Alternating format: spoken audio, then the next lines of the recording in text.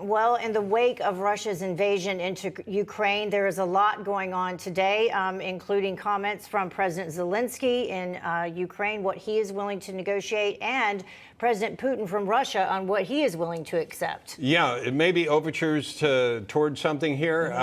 Let's bring in a ranking member of the House Judiciary Committee, Ohio Congressman Jim Jordan. Congressman, as you see all of this unfolding, what's your general feeling? And then a comment, if you will, about how the Biden administration is dealing with this. Well, my general feeling is what the general said, your previous guest just said. When you project weakness from the Oval Office, bad guys around the planet are going to do bad things. That's exactly what happened here. When you make bad decisions, like we're going to get rid of the Keystone Pipeline, we're not going to drill in Anwar, we're not going to open up more federal leasing, more federal leases on federal land, and you go after the oil and gas industry, Putin sees that as leverage, and he uses it as such to go do this terrible thing and invade another country. That's a situation that I thought it was great when former Secretary of State Pompeo was asked a simple question. He was asked, would this have happened under if President Trump were president?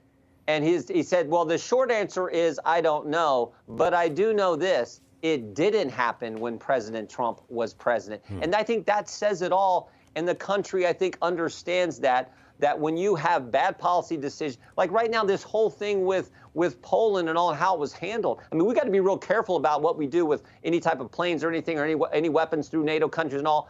But the way it was handled just shows that, these guys mess up everything. And we've seen that not just in foreign policy, but on the border, on inflation, on crime. The Democrats, everything is worse now than it was 14 months ago.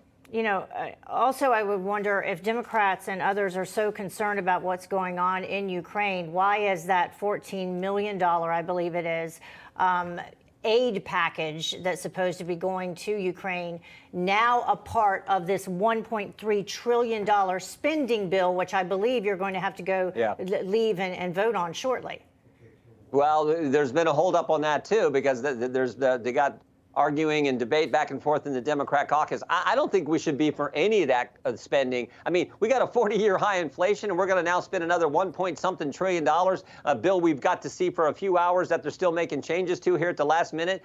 I don't think that's the way to do business, and I think it's only going to exacerbate the already high inflation rate that we see, a 40-year high record inflation rate. And, of course, that is driven a lot by the record price in gas and energy that we are now facing as Americans. Yeah, but now that they have included the Ukraine aid package as part of that, anyone that votes no based on the reasons that make complete sense that you just laid out now looks like they are against providing aid to Ukraine.